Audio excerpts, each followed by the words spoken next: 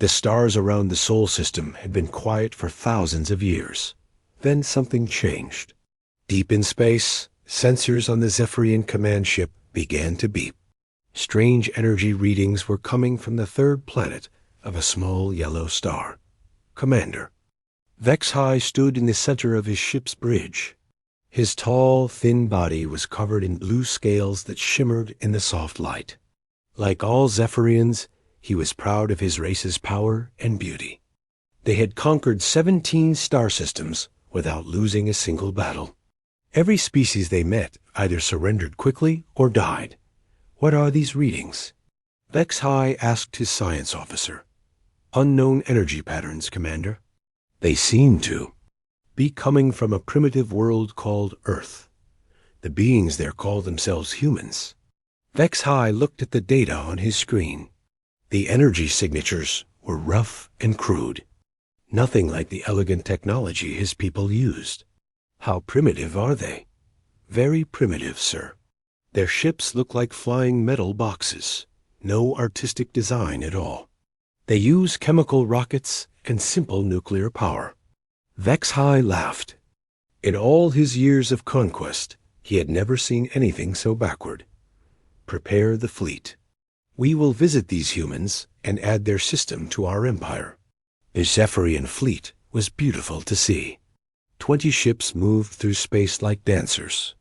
Their hulls were made of living crystal that glowed with soft colors. Each ship was a work of art, designed to inspire fear and wonder in enemies. When other species saw the Zephyrian fleet, they usually surrendered without a fight. 3 days. Later, the alien ships reached the outer edge of the human solar system. Jupiter's moon, Europa, had a small mining station orbiting around it. The station looked like a collection of metal boxes held together with pipes and cables. Ugly, but functional. Contact that station, HFY ordered. We will begin with the standard protocol. The communication screen flickered to life. A human face appeared. Pale skin, short brown hair, and tired eyes. The man was wearing a dirty work uniform. He looked like he had just finished a long shift. This is Captain Jake Morrison of the mining vessel Lucky Strike. Who are you people? HFY was surprised by the casual tone. Most species trembled when they first saw a Zephyrian. This human just looked annoyed. I am Commander HFY of the Zephyrian Empire. You will surrender your system immediately or face destruction. Jake Morrison yawned and scratched his chin. Yeah, about that. I'm just a mining captain. I dig rocks and haul them around. You want to threaten somebody, you need to talk to the government folks back on Earth. You do not understand, HFY said, his voice growing cold. This is not a negotiation. Surrender now, or we will destroy your pathetic station. Morrison looked around his bridge. 2 other humans were there, a woman with red hair and an older man with gray beard. They all looked completely calm. Well, I can't surrender the whole system, Morrison said. That's way above my pay grade. But I can tell you that the Navy boys are probably already on their way. Might want to wait for them. HFY was confused. In 17 conquered systems, no species had ever been this calm during first contact. Fear was the usual response. Fear, followed by quick surrender. These humans acted like meeting aliens was a normal part of their day. Your navy will be destroyed, HFY said. We have conquered many worlds. Your primitive ships cannot stand against us. Maybe, Morrison said with a shrug. But that's their job, not mine. I'm just here to mine ice and metals. You want a war. Talk to Admiral Phillips. She's the one with all the big guns. The connection ended. Morrison had simply hung up on them. HFY stared at the blank screen. Never in his military career had anyone treated him with such disrespect. Every other species had begged for mercy or tried to negotiate. These humans just seemed irritated by the interruption. Sir, should we destroy the mining station? His weapons officer asked. No, Vexhai said after a moment. We will wait for their warships. I want to see what these humans consider a military force. His science officer was scanning the human station. Commander, their technology is very basic. Simple nuclear reactors, chemical thrusters, primitive weapons. Nothing that could threaten us. And yet they show no fear, Vexhai said quietly. In my experience, only two types of beings show no fear when facing superior force. The very stupid, or the very dangerous. Surely they are just stupid, sir. Vexhai wasn't so sure. Something about the human's casual confidence bothered him. Morrison had acted like he knew something the Zephyrians didn't. Meanwhile, on the mining station, Jake Morrison was talking to his crew in the break room. The room was small and cramped, with metal walls and bright overhead lights. Nothing beautiful about it, but it worked. So, what do you think, Captain? Asked Beth Collins, the red-haired engineer. Those aliens looked pretty scary. Scary? Morrison laughed. They looked like they spend more time polishing their ships than learning how to fight. Did you see how pretty their fleet was?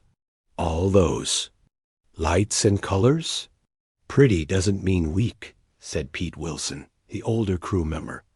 No, but it means they care more about looking good than being effective, Morrison replied. Real warships don't need to be pretty. They just need to work. Morrison walked to a small window and looked out at space. Far in the distance, he could see the alien ships glowing like jewels. They were beautiful, he had to admit. Besides, he said, they made one big mistake. What's that? Beth asked. Morrison smiled. They gave Admiral Phillips time to get here. And trust me, when the Admiral shows up with the battle fleet, those pretty aliens are going to learn what human warships are really for. Admiral Kate Phillips stood on the bridge of the Un's Valor, looking at the tactical display. The screen showed the positions of alien ships near Jupiter. 20 contacts, all moving in perfect formation. They looked dangerous. Report, she said. To her intelligence officer, Lieutenant Commander Ryan Torres stepped forward with a data pad. The aliens call themselves Zephyrians. They've been monitoring our communications for the past 6 hours.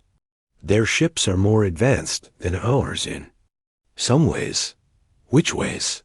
Phillips asked. Energy shields, faster engines, and beam weapons that can cut through most materials. But there's something odd about their battle tactics. Phillips raised an eyebrow. Odd how? They seem to fight like it's some kind of art form. Perfect formations. Elegant maneuvers, lots of show. Every battle we've found in their history follows the same pattern. They arrive, put on an impressive display, and the enemy surrenders.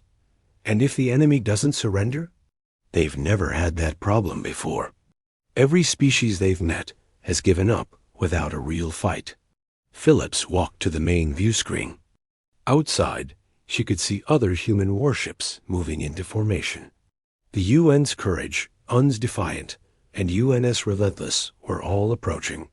Unlike the alien ships, human vessels looked like what they were, weapons of war. The UN's Valor was typical of human military design. It was built like a flying fortress, with thick armor plates covering every surface. Gun turrets stuck out at odd angles. Engine exhaust ports glowed with blue fire. Nothing about it was pretty, but every part had a purpose. What's our weapons status? Phillips asked. All systems ready, Admiral, replied Commander Lisa Hayes from the weapons station. Rail guns loaded, missile tubes armed, point defense systems online. We're carrying enough firepower to level a small moon. Phillips nodded. Human military doctrine was simple. If something needed to be destroyed, use overwhelming force. Don't take chances, don't show off. Just get the job done. Communications. Patch me through to Captain Morrison at the mining station. The screen flickered and showed the mining captain's tired face. He was still wearing his work clothes, and still looked annoyed.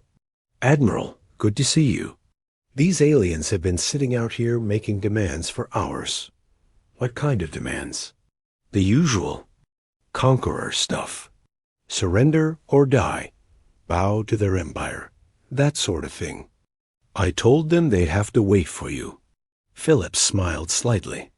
Morrison was exactly the kind of person she liked, calm under pressure and not easily impressed. "How are they acting?" "Arrogant. They keep talking about how superior they are and how primitive we look. I get the feeling they think this is going to be easy." "Maybe it will be," Phillips said. "For us." Meanwhile, on the Zephyrian command ship, Vex High was studying the approaching human fleet. The ships were ugly and crude, but there were more of them than expected. His science officer was running scans. "What do the scans show?" Vex High asked. "Heavy armor, primitive but powerful weapons, and lots of redundant systems. These ships are built to take damage and keep fighting." "How much damage?" "More than any ship should be able to survive, Commander. It's like they expect to be shot at." Vex High found this puzzling. Zephyrian ships were designed to avoid damage through speed and shields. The idea of building a ship to absorb punishment seemed wasteful. Their weapons? Crude but effective. Magnetic railguns that fire solid metal projectiles at incredible speed. Chemical explosive missiles. Some kind of particle beam system. Nothing elegant, but very destructive. Vex High watched the human ships on his display. They moved in a loose formation, not the perfect patterns his people used. There was no beauty in their approach, no artistry. They just came straight forward like machines. "Sir, we're receiving a transmission from the human fleet." "Put it on." Screen. Admiral Phillips appeared on the Zephyrian bridge display. She was a woman with short gray hair and cold blue eyes. Her uniform was simple and practical. No decorations or fancy designs. "I am Admiral Kate Phillips of the United Nations. Space Navy. You have entered human space without permission and threatened our people. You have one chance to leave peacefully." Vex High couldn't believe what he was hearing. This primitive human was threatening him? "I am Commander Vex High of the Zephyrian Empire. We have conquered 17 star systems. Your crude ships are no match for our technology. Surrender now, and your people will be spared." Phillips looked at him for a long moment. Her expression didn't change. "I've seen your ships," she said finally. "Very pretty. But we're not here to admire your artwork. You have 10 minutes to begin withdrawal from this system. After that, we will consider you hostile and act accordingly. You dare threaten us?" Vex High's voice rose in anger. "We will destroy your pathetic fleet and burn your worlds." 10 minutes, Phillips repeated, and cut the connection. Vex High stood in stunned silence. No species had ever spoken to him like that. The human admiral had shown no fear, no respect for Zephyrian power. She had looked at him like he was just another problem to solve. "Prepare for battle," he ordered.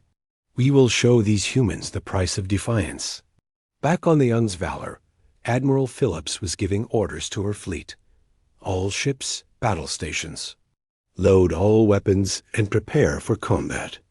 Remember, these aliens have never faced an enemy that fights back. They're used to easy victories against scared opponents." "What if they're more dangerous than they seem?" asked Commander Hayes. "Then we'll find out together," Phillips replied. "But I've been studying their tactics. They fight like they're performing in a theater. Perfect formations, elegant moves, lots of style. That works fine against enemies who give up easily." "And against enemies who don't give up?" Phillips looked at the tactical display showing both fleets moving toward each other. The alien ships glowed like jewels against the black of space. The human ships looked like gray metal sharks, hungry for battle. "Against enemies who don't give up," she said. "Pretty formations just make you easier to target." The two fleets continued to close the distance. On both sides, crews prepared for battle. But they were preparing in very different ways. The Zephyrians checked their elegant beam weapons and practiced their graceful combat maneuvers. They expected another easy victory against a primitive species. The humans loaded their guns with solid metal slugs, armed their explosive missiles, and prepared for a fight to the death. They had never learned how to surrender gracefully. Admiral Phillips stood on her bridge and watched the alien ships getting closer. In a few minutes, both sides would learn something new about warfare. The Zephyrians would discover what happened when pretty ships met ugly ones designed for killing, and the humans would find out if their philosophy was right, that in war, function always beats form. The two fleets met in the empty space between Mars and Jupiter. For a moment, neither side moved. The Zephyrian ships floated like glowing artwork against the stars. The human ships looked like dark, angry metal beasts waiting to strike. Commander, HFY opened communications to all human vessels. His message was broadcast on every frequency, meant to be heard by every human in the system. People of Earth, you are now subjects of the Zephyrian Empire. Your crude civilization will be improved under our guidance. Surrender now, and you will be treated fairly. Resist, and your species will be destroyed. Admiral Phillips listened to the message without expression. Then she opened her own channel to respond. This is Admiral Phillips to all alien vessels. You have entered human space illegally and threatened human lives. You have refused our order to withdraw. Under the laws of war, you are now considered enemy combatants. Surrender or face the consequences. HFY laughed at the human response. These primitives still didn't understand their situation. You speak of laws of war as if you were our equals. Watch and learn what true power looks like. The Zephyrian fleet began to move. It was a beautiful sight. 20 ships glided through space in perfect formation, their crystal hulls glowing with soft light. They moved like dancers, each ship in exactly the right position. Beam weapons fired in precise patterns, creating streams of colored light that painted space with deadly art. The display was meant to inspire terror and awe. Every species that had seen it before had immediately surrendered. The elegant ships moved through complex maneuvers that showed perfect control and advanced technology. On the bridge of the Unne's Valor, the human crew watched the alien demonstration. The tactical officer looked impressed despite himself. Those are some fancy moves, he said. Very pretty, agreed Commander Hayes. Now let's show them what we think of pretty. Admiral Phillips stepped forward to the communications station. All ships, this is Admiral Phillips. You may fire when ready. The human response was nothing like what the Zephyrians expected. There was no warning, no dramatic speech, no elegant formation. The human ships simply opened fire with everything they had. Railguns fired solid metal slugs at tremendous speed. Missiles streaked toward alien targets trailing fire. Particle beams lanced out in straight, brutal lines. The human ships didn't move like dancers. They moved like predators going in for the kill. Captain Lisa Hayes commanded the destroyer Uns Relentless. Her ship was smaller than the battleships, but it carried enough weapons to destroy a city. When the order came to fire, she didn't hesitate. All weapons, continuous fire. Target their pretty formations and break them up. The first human salvo caught the Zephyrians completely by surprise. They had expected some kind of formal challenge, maybe a duel between champion ships. Instead, the humans had simply started shooting without ceremony. A railgun slug traveling at 10% of light speed smashed into a Zephyrian cruiser. The elegant crystal hull cracked and shattered. The ship spun out of control. It's perfect. Formation broken. Impossible, HFY shouted. Their weapons cannot penetrate our shields. But the human weapons weren't trying to penetrate the shields in the traditional way. The railgun slugs were solid metal, moving so fast they carried enormous kinetic energy. When they hit the shields, they didn't bounce off. They transferred all their momentum to the target ship. A second Zephyrian vessel was hit by 3 missiles at once. The chemical explosives weren't sophisticated, but they were powerful. The ship's shields flared and failed. The beautiful hull was torn open by the brutal explosions. "Return fire," Vex-High ordered. "Destroy these savages." The Zephyrian beam. Weapons lanced out toward the human ships. The elegant energy streams were precise and powerful. They hit the UNS Courage and carved deep cuts in its armored hull. But the human ship didn't stop fighting. It didn't even slow down. The thick armor plates absorbed most of the damage, and backup systems kept the weapons firing. Captain Nick Rodriguez commanded the UNS Courage. When his ship was hit, he calmly gave new orders. Engineering, reroute power from non-essential systems. To weapons, medical, prepare for casualties. All hands, this is what we trained for. The human ships continued their relentless attack. They didn't try to look good or fight elegantly. They just kept shooting, kept moving forward, kept trying to destroy their enemies. Commander Vex-High watched in growing horror as his perfect formation was torn apart. The humans fought like wild animals, with no regard for the artistry of combat. When one human ship was damaged, it didn't withdraw. It charged forward and tried to ram the nearest alien vessel. "This is barbaric," he shouted. "They have no honor, no discipline." His science officer was frantically working at his station. "Commander, I'm analyzing their tactics. They don't seem to have any tactics. They're just trying to destroy us as quickly as possible. That's not how warfare works. There should be rules, protocols, elegant maneuvers. The humans don't seem to know about the rules, sir." On the Un's Valor, Admiral Phillips watched the battle unfold on her tactical display. The aliens were good fighters, but they were fighting the wrong kind of war. They kept trying to maintain their beautiful formations, while the humans just concentrated fire on one target at a time. "Focus fire on the big one in the center," she ordered. That's their command ship. 6 human warships turned their weapons toward Vex-High's flagship. Railguns, missiles, and particle beams all targeted the same vessel. The concentrated firepower was enormous. The Zephyrian command ship's shields flared brighter and brighter as they absorbed the punishment. The crystal hull began to crack under the stress.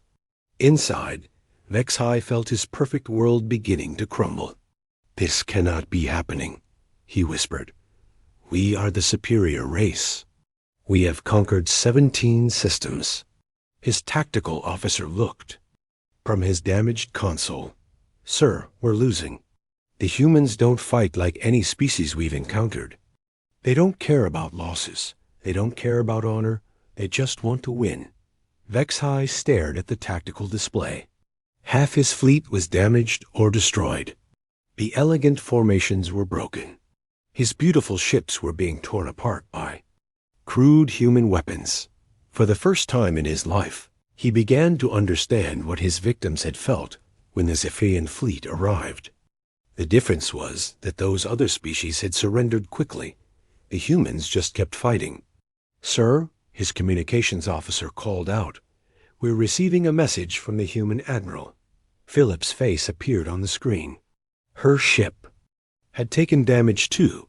There was smoke behind her and sparks from damaged systems.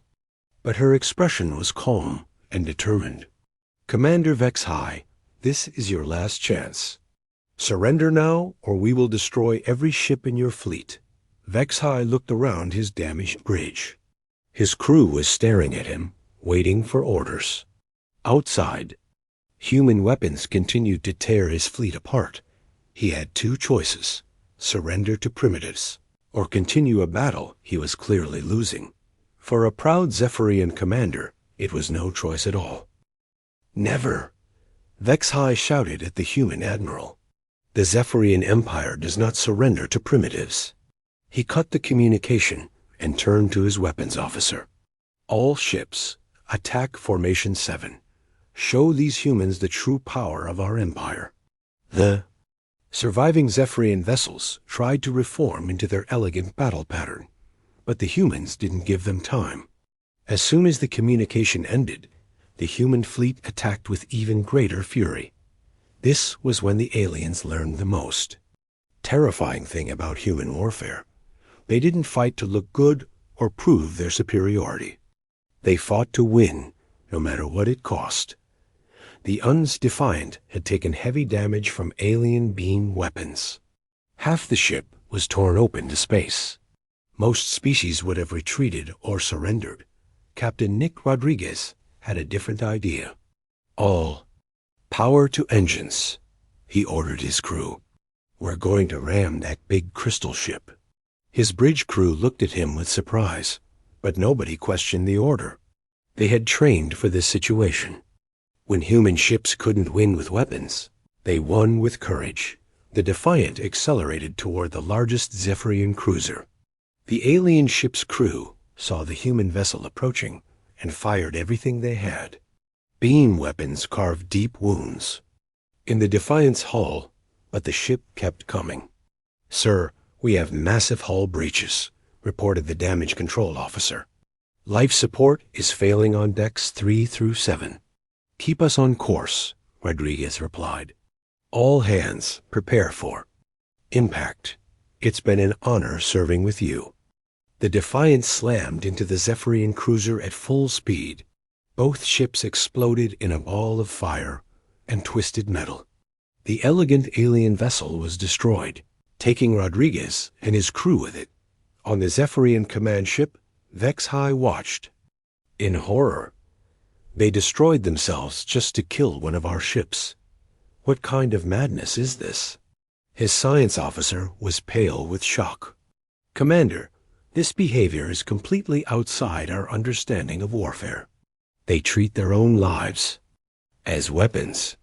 The battle continued around them with brutal intensity. The Un's courage was badly damaged, but still fighting. Captain Sarah Blake had lost half her weapons and most of her armor, but she refused to withdraw. "Engineering, how's our reactor?" she asked over the ship's communication system. Chief Engineer Sam Carter was working in a compartment filled with smoke and sparks. "It's running hot, Captain. We've got coolant leaks, and the containment field is failing." "How long before it explodes?" "Maybe 10 minutes if we're lucky." Blake looked at the tactical display. The nearest alien ship was a beautiful Zephyrian destroyer, its crystal hull glowing with soft blue light. It was too close to miss. "Sam, can you make it explode sooner?" There was silence on the communication channel. Then Carter's voice came back, calm and steady. "Yes, Captain. I can do that. All hands abandon ship. This is not a drill. You have 3 minutes to reach the escape pods." Blake watched her crew evacuate the ship. When the last pod was away, she opened a channel to the alien destroyer. "Attention, Zephyrian vessel. This is Captain Blake of the UNS Courage. You wanted to see human warfare. Here's a lesson for you." She activated the reactor overload. The Un's Courage exploded like a small star. The alien destroyer was caught in a blast and vaporized instantly. Commander Vex-High could not believe what he was seeing. The humans were using their own ships as bombs. They were sacrificing themselves without hesitation to destroy his fleet. "This is not warfare," he whispered. "This is insanity." But it was working. His beautiful fleet was being torn apart by human brutality. The elegant formations were broken. Ships that had conquered star systems were being destroyed by flying metal boxes with big guns. The worst part was the humans didn't seem to care about their losses. When a human ship was damaged, it didn't retreat. It became more dangerous. When human crew members were injured, they kept fighting. When their weapons failed, they used their ships as weapons. On the Unsvalor, Admiral Phillips was coordinating the battle from her command center. Her flagship had taken heavy damage. The bridge was gone, destroyed by an alien beam weapon. But she had moved to the emergency command post deep inside the ship and continued directing the fight. "Status report," she called to her officers. "We've lost the Defiant and the Courage," reported Commander Hayes. "The Relentless is heavily damaged, but still fighting. Our weapons are at 60% capability. And the aliens? They've lost 8 ships. The survivors are trying to retreat, but they're not moving fast enough." Phillips looked at the tactical display on the emergency screen. The Zephyrian ships were indeed trying to withdraw, but human vessels were pursuing them. The humans had learned something important about their enemies. The beautiful alien ships were fast and elegant, but they weren't built to take punishment. All ships continue the attack. Don't let them regroup. The final phase of the battle was the most brutal. The Zephyrians tried to escape using their superior speed, but the humans had predicted this. Captain Lisa Hayes commanded the UNS Relentless, the fastest ship in the human fleet. Her destroyer was badly damaged. The hull was cracked, half the weapons were offline, and life support was failing. But the engines still worked, and that was enough. "All remaining power to engines," she ordered. "We're going to catch those pretty ships and show them what happens when you threaten Earth." The Relentless accelerated after the retreating aliens. Its damaged hull glowed red from the heat of overloaded engines. Pieces of armor plating fell away as the ship pushed beyond its safety limits. Hayes caught up with a Zephyrian escort vessel and opened fire with the remaining weapons. The alien ship's shields collapsed under the concentrated attack. The crystal hull shattered like glass. "That's for the mining station," Hayes said grimly, but her victory was short-lived. 3 Zephyrian ships surrounded the Relentless and fired simultaneously. The human destroyer was torn apart by multiple beam weapons as her ship died around her. Hayes sent one final message to Admiral Phillips. "Tell my family I did my duty. No retreat, no surrender." The battle was ending, but not the way anyone had expected. Both fleets were in ruins. The space between Mars and Jupiter was filled with wreckage and debris from destroyed ships. Of the original 20 Zephyrian vessels, only 6 remained functional.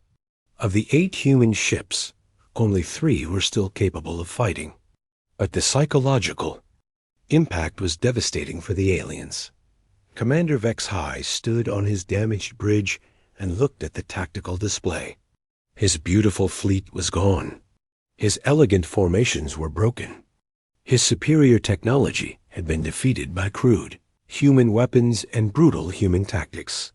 For the first time in Zephyrian history, they had met an enemy that refused to be impressed by their superiority. The humans didn't care how advanced the alien technology was. They just wanted to destroy it. "Sir," his communications officer said quietly, "we're receiving another message from the human admiral." Phillips appeared on the screen. Her uniform was torn and dirty. There was blood on her face from when the bridge was destroyed, but her eyes were still cold and determined. "Commander Vex High, this battle is over. Withdraw your remaining ships from human space immediately, or we will destroy them too." Vex High looked at her with a mixture of fear and respect.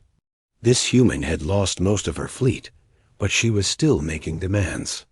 She still acted like she had won. The terrible thing was, she had won. Not through superior technology or elegant tactics, but through sheer, brutal determination to keep fighting no matter what the cost.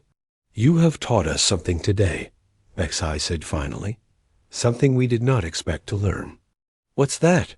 Phillips asked. "That there are worse things than death. Like meeting an enemy that doesn't know how to quit." The surviving Zephyrian ships limped away from the battlefield. Their crystal hulls were cracked and darkened. The elegant formations that had conquered 17 star systems were broken forever. Commander Vex-High sat in his damaged command chair and stared at the tactical display showing the wreckage of both fleets. "Prepare a message to the High Command," he told his communications officer. The young Zephyrian's hands shook as he worked at his console. "What should I tell them, sir?" Vex-High was quiet for a long moment. How could he explain what had happened here? How could he make the High Command understand what they had discovered in this remote star system? "Tell them we have made contact with a species called humans. Tell them these beings are more dangerous than anything we have ever encountered. But, sir, we defeated them. We destroyed most of their fleet, did we?" Vex-High looked at the display again. Yes, the human ships were gone, but somehow it felt like the humans had won. They had shown the Zephyrians something that would haunt them forever, what it looked like when a species refused to surrender. "Send this message exactly as I dictated," Vex-High said. "We encountered a primitive species that should have been an easy conquest. Instead, we found warriors who treat death as just another weapon. They do not fight for glory or honor. They fight to survive, and they will sacrifice everything for victory." Meanwhile, Admiral Phillips stood in the emergency command center of the UN's Valor. Her ship was barely functional, held together by emergency repairs and the determination of her crew. Through the damaged viewports, she could see the retreating alien vessels getting smaller in the distance. "Should we pursue them?" asked Commander Hayes. Her uniform was torn, and she had a bandage around her head, but she was still ready to fight. "No," Phillips said. "Let them go. They've learned what they came here to learn." "What's that?" "That humans don't make good victims." Phillips walked to the communications station. "Get me a channel to Earth Command." The screen flickered and showed the face of General Robert Stone, the head of Earth's military forces. He looked worried. "Admiral Phillips, we've been monitoring your battle. Status report. Mission accomplished, sir. The alien fleet has been repelled. They're withdrawing from the system." "At what cost?" Phillips looked around the damaged command center. "Heavy losses, sir. We lost 5 ships and most of their crews. The surviving vessels are badly damaged." "I'm sorry, Kate. Those were good people." "Yes, they were. And they died protecting Earth. But, sir, this was just the beginning. These aliens have a whole empire behind them. They'll be back with more ships." General Stone nodded grimly. "What do you recommend?" "Full mobilization. We need to build more ships, train more crews, and prepare for a real war. The aliens underestimated U.S. this time. They won't make that mistake again. How long do we have? Unknown. But based on what I saw today, they're going to think very carefully before they come back." On the Zephyrian command ship, Vex-High was having a similar conversation with his superiors. The holographic image of Supreme Commander Athrayan filled the communication chamber.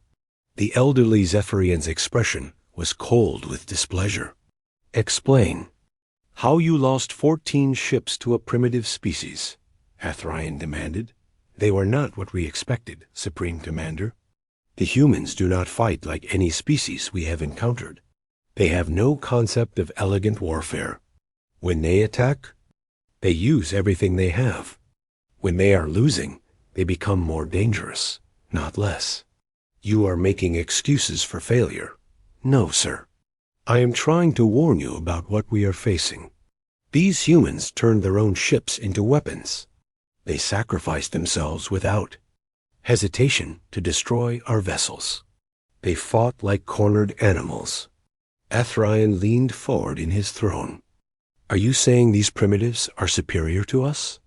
"Not superior in technology, but in warfare. Yes, Supreme Commander. They are the most dangerous enemy we have ever encountered." The hologram flickered with interference from the damaged ships. Systems. When it stabilized, Athrayan S. expression had changed from anger to concern. What are you recommending, Commander? Complete withdrawal from human space, sir. Immediate establishment of a quarantine zone around their entire star system. And absolutely no further contact until we understand what we are dealing with. You want us to retreat from primitives? I want us to survive, Supreme Commander. These humans don't just fight wars, they solve them. Like a mathematical problem that needs to be eliminated. They don't care about honor, glory, or showing mercy. They only care about protecting their people, and they will do anything to accomplish that goal. The communication ended, leaving Vex-High alone with his thoughts. Around him, his crew worked quietly to repair their damaged ship. The elegant crystal hull would never shine the same way again. More importantly, the Zephyrian confidence in their own superiority had been shattered forever. Back on Earth, news of the battle was spreading quickly. In military headquarters, government buildings, and civilian homes, people were learning that they were not alone in the universe, and that the universe was not a friendly place. President Maria Santos called an emergency meeting with her top advisors. The Situation Room was filled with generals, admirals, scientists, and intelligence officials. How bad is it? She asked Admiral Phillips, who had returned to Earth aboard a rescue ship. Bad and good, Madam President. Bad because we're facing an interstellar empire with technology beyond ours. Good because we proved that superior technology doesn't always win battles. What do we need to do? Prepare for war. Real war, not just one battle. We need to build a fleet that can protect not just Earth, but all human colonies. We need weapons that can fight alien technology. And we need to be ready for anything. Dr. Frank Miller, the head of the Science Advisory Board, raised his hand. Admiral, you studied the alien ships during the battle. What did you learn? They're more advanced than us in energy weapons, shields, and propulsion. But they have a critical weakness. They're not built for the kind of warfare we practice. Their ships are designed to look impressive and fight elegant duels. Our ships are designed to absorb punishment and dish out massive damage. So we can beat them in individual battles, maybe, but they have an entire empire. We have one star system. If we're going to survive, we need to change those odds. President Santos looked around the room. What's our timeline? Unknown, Phillips replied.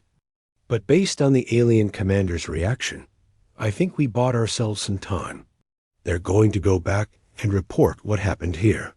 Their leaders will need time to process the fact that they lost a fleet to primitives. That gives us a window to prepare. How long? 6 months to 2 years, depending on how their government works. But when they come back, it won't be with 20 ships. It will be with 200. The meeting continued for hours, but the basic plan was simple. Humanity would prepare for the fight of its life. Shipyards would be built, weapons would be designed, and every human would be ready to defend their species. 3 weeks later, on a distant Zephyrian world, the High Command met in emergency session. The Great Crystal Palace had never seen such heated debate. 17 species had fallen to Zephyrian might, but now a primitive world had bloodied their nose. Supreme Commander Athrayan read Vex-High's full report to the assembled leaders. The chamber was silent as he described human tactics, human weapons, and human determination. These beings do not fight like civilized species, he concluded. They fight like wild beasts defending their pack. But they are not stupid beasts. They are intelligent, organized, and completely without fear. Minister Kyloth, the head of military planning, stood to speak. Surely we can overwhelm them with numbers. Send 1,000 ships instead of 20, and lose 1,000 ships instead of 20, replied war leader Zexara. Did you not hear the report? These humans turned their own vessels into weapons. They sacrificed themselves without hesitation.